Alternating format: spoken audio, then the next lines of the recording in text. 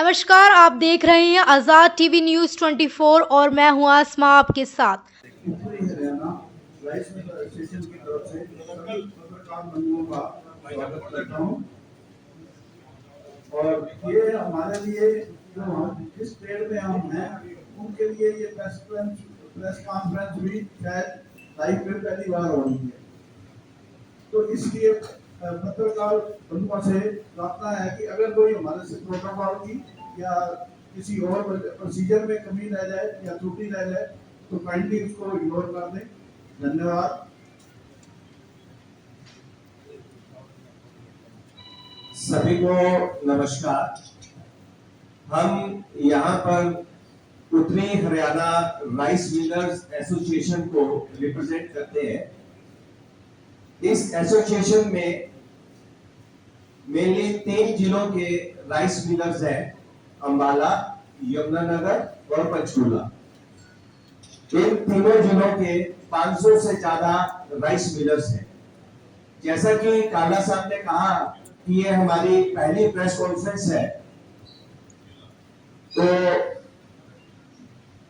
मैं एक बार अपने राइस मिलर भाइयों से कहूंगा कि देखिए, मीडिया का जो है एक बहुत ही मजबूत और एक इम्पोर्टेंट रोल रहा है किसी भी चीज को सही दिशा देने के लिए या सही जगह पहुंचाने के लिए।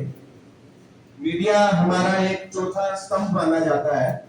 तो मैं अपने राइस मिलर भाइयों से एक रिक्वेस्ट करूंगा, एक बार जोरदार तालियां लगा के मीडिया का अभिनंदन करें।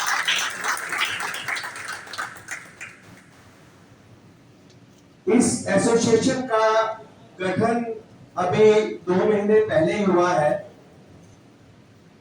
इसका गठन इसलिए हुआ है क्योंकि हमारे जिले में, हमारे जो 3 जिले हैं यमुनानगर, अंबाला और पंचकूला, 500 से ज्यादा राइस मिलर्स जो है लगभग सीएमआर का कार्य कर रहे हैं। वैसे हमने अपनी ब्रीफिंग में बता दिया है, सीएमआर यानी कस्टम मिल्ड राइस। बिल्कुल संक्षिप्त में इसमें क्या होता है कि सरकारी खरीद एजेंसियां हमें धान यानी पैडी उपलब्ध करवाती हैं और वो हम राइस मिलर्स को उसकी मिलिंग करके, शेलिंग करके चावल के रूप में सरकारी खरीद एजेंसियों और एफसीआई को देना होता है। पिछले कुछ वर्षों से हमारे इस बिजनेस में काफी सारी समस्याएं आ रही हैं, लेकिन गत वर्ष यानी सीजन 2023-24 के एमएस 2023-24 में तो इतनी समस्याएं आई हैं कि पानी सर से ऊपर निकल गया है। इसलिए हम आज सब एकत्रित हुए हैं आपके थ्रू। हमारी बात सरकारी खरीद एजेंसियां जैसे कि फूड एंड सप्लाई, हैफर्ड, एचडब्ल्यूसी व सरकार तक हमारी बात पहुंचाने के लिए यह प्रेस कॉन्फ्रेंस इसलिए भी जरूरी है कि अगर जो परेशानियां हमें आ रही है उसका समाधान नहीं हुआ तो हमारे लिए आगे वाले सीजन में काम करना बहुत मुश्किल है। और ये खाली मुश्किल हमारे लिए ही नहीं है, 500 से ज्यादा राइस मिलर्स मतलब कम से कम 1 लाख लोगों की वर्कफोर्स है। जो स्टाफ, वर्कर्स और लेबर मिला के कम से कम 1 लाख से ज्यादा लोग हमारे साथ जुड़े हुए हैं, जो इस काम को कई सालों से निभा रहे हैं। तो अगर कोई परेशानी आती है तो ये खाली राइस मिलर्स की परेशानी नहीं है, हमारे साथ 1 लाख से ज्यादा जो वर्कफोर्स है ये उनके लिए भी बहुत ज्यादा दिक्कत की बात है। और सबसे बड़ी बात और सबसे जरूरी बात, अगर राइस मिलर्स ही नहीं ढंग से चल पाएंगे तो जो किसान मंडियों में धान लेके आता है, पैडी लेके आता है, सरकारें या खरीद एजेंसियां उनका क्या करेंगी? तो हमारे तीनों जिलों के मिला के लगभग 2 लाख से ज्यादा किसान हैं। तो अगर हमारे इस बिजनेस को, हमारी ट्रेड को कोई तकलीफ आती है तो वो तकलीफ सिर्फ हमारी नहीं है, वो तकलीफ उन 2 लाख किसानों की है जो दिन रात अपनी मेहनत मजदूरी करके 3-3, 4-4 महीने के बाद सोचता है कि मैं मंडी में फसल लेके आऊं और मेरी फसल सही तरीके से उसका निपटारा होगा। ये परेशानी उन सब वर्कफोर्स की है, उसमें मुनीम है, मुंशी है, मेंटेनेंस के लोग हैं, मिस्त्री है, लेबर के लोग हैं, मैनेजर्स है, अकाउंटेंट्स है। तो बस यही है कि हमारा मीडिया साथियों के ऊपर बहुत ज्यादा भरोसा है। मैं उम्मीद करता हूं कि आपके जरिए हमारी जो समस्याएं हैं वो उनको सही दिशा और सही स्थान तक पहुंचाई जाएगी। अब मैं रिक्वेस्ट करूंगा हमारे चेयरमैन साहब श्री सतपाल गुप्ता जी से, वो जो हमारी मुख्य समस्याएं हैं उनके बारे में आपको अवगत कराएंगे। धन्यवाद।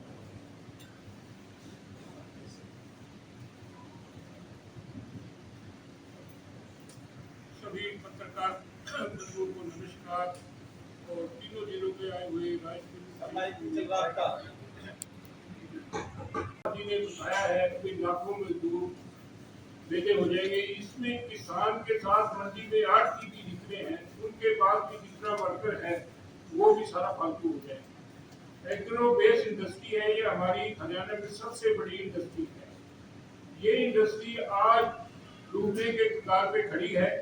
अगर सरकार से जो हमारे मांगे हैं या कुछ शर्तें हैं अगर वो पूरी नहीं हुई तो आगामी 24-25 की जो क्रॉप ईयर है उसमें राइस मिलर काम करने में असमर्थ।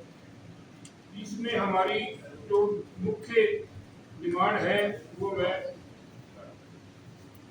सबसे पहले तो स्पेस की प्रॉब्लम है। आज के दिन भी 23-24 का जो राइस है उसमें 2.5 लाख एमटी चावल अभी पेंडिंग है। उसके लिए भी सरकार के पास कोई स्पेस नहीं है। स्पेस ना होने की वजह से राइस मिलर को 60 से 75 हजार रुपए पर गाड़ी का नुकसान हुआ है। जैसे कि चावल जो 14% का मार्जिन लगता है वो 10% पे लगा। लेबरें बहुत महंगी होगी, बिजली की बिल्कुल भरे मेंटेनेंस होगी, जो इतना खर्चा भयानक पड़ा है इस साल से बहुत ज्यादा नुकसान हुआ है। नंबर 2 पे है ड्राइंग हमें जो है 17% की जो पैटी है वो सरकार मंडियों से परचेज करती है और 14% पे हमारा राइस एफसीआई में जाता है थ्रू एजेंसी। क्योंकि चावल जो है वो गवर्नमेंट एजेंसी का है, मिलर का नहीं है, उन्हीं के नाम से लगता है, हम मीडिया होते हैं। तो उसके अंदर भारत सरकार ने अब जब बिल चावल जिन मिलों का लग लिया, जब बिल की डिमांड की गई तो उन्होंने क्या 0.5% राइस देगा, जबकि हमारी पॉलिसी में एग्रीमेंट में बिल्कुल बार बार क्लियर लिखा हुआ है कोई राइस के 1% आप। तो ये हमारे साथ अनजस्टिस जो है वो एजेंसियां कर रही है। ये हमारी जो ड्राइव है 23-24 की वो हमें 1% रिलीज करेगी। उसके बाद जो आज 20-25 साल से जो पैडी आ रही थी पहले उसकी वैरायटी जो और थी और आज की जो वैरायटी है वो टोटल हाइब्रिड हो। जैसे कि PR 136, 7301, 7501, इनकी जो यील्ड है वो 62 से ऊपर नहीं आती, जबकि सरकार जो है वो 67 मांगती है। हम सरकार से ये डिमांड है हमारी कि भी वो एक कमेटी बना ले, बेसिक इसकी यील्ड निकाले, जो यील्ड आए 62 हम देने के लिए तैयार है अगर हमारे से काम करवाना है। जो ब्रोकन जो हाइब्रिड में है वो 35 से 40% है। हमारी डिमांड ये है कि 25 की बजाय 35 ब्रोकन कर दिया है ताकि काम स्मूथली चल जाए। अनलोडिंग और स्टैकिंग पिछले 4 साल से हमारे एग्रीमेंट में पॉलिसी में लिखा हुआ है कि हम आपको अनलोडिंग और स्टैकिंग के पैसे देंगे।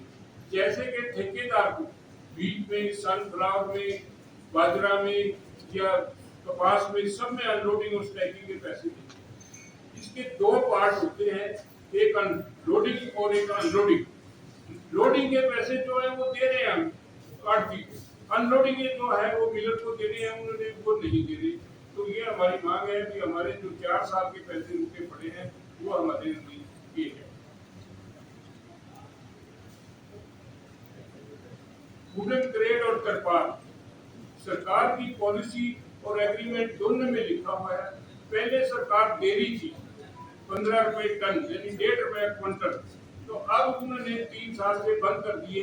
तो वो हम कहते हैं कि जब आपने एग्रीमेंट में जो हमारे से कमिटमेंट हुई है, पॉलिसी में कमिटमेंट है, वो हमारे पैसे रिलीज करे, वो भी सरकार नहीं रिलीज करती। मिलिंग जो है वो 25 साल से 10 रुपए है, जबकि आज बिजली का बिल कितना महंगा हो गया है, लेबरिंग कितनी महंगी है, मेंटेनेंस महंगी है, स्पेयर पार्ट महंगा है, तनख्वाहें वर्कर की महंगी है। तो इस करके हम ये कहते हैं कि छत्तीसगढ़ में 120 रुपए है क्विंटल, तो हमारी भी 120 रुपए क्विंटल की है।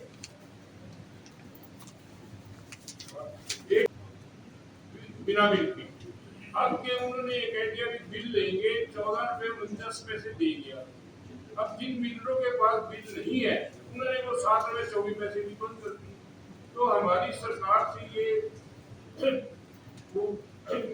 प्रार्थना है कि हमारा जिसके पास बिल नहीं है उसको 7 रुपए 24 पैसे दे दें, और जिसके पास बिल है वो 14 रुपए 49 पैसे दे दें, और 24-25 की क्रॉप से बिल की कंडीशन जो है ना हटाई जाए।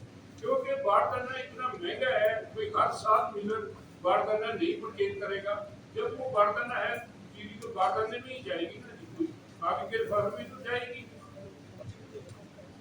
मॉइस्चर कट का ये है कि सरकार ने एग्रीमेंट में और पॉलिसी में दिया हुआ है कि पैडी पे जो मॉइस्चर आएगी पैडी पर उसका आपने पैडी ही लेनी है, ग्रेड लेना है, यानी पैसे नहीं लेनी। किसान पे जो है वो कट जो लगेगा मॉइस्चर कट, उसकी पैडी लेनी पड़ेगी।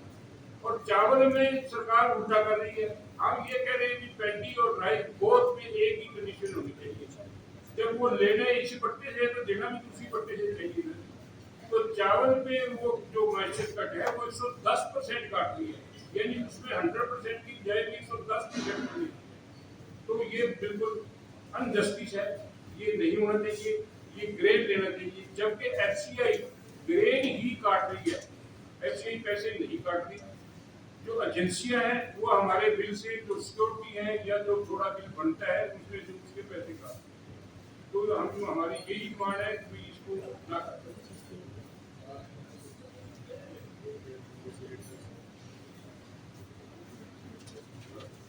दूसरा ये है तो हमारी ये सारी डिमांड जो हमारे पैसे हैं ये पहले रिलीज करें, और जो हमने डिमांड रखी है वो डिमांड हमारी पूरी करें।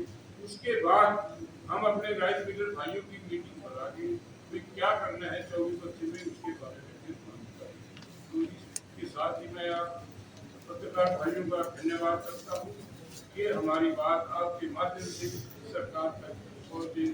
धन्यवाद। ऐसी और अधिक खबरें देखने के लिए बने रहिए आपके अपने चैनल आज़ाद टीवी न्यूज़ 24 पर।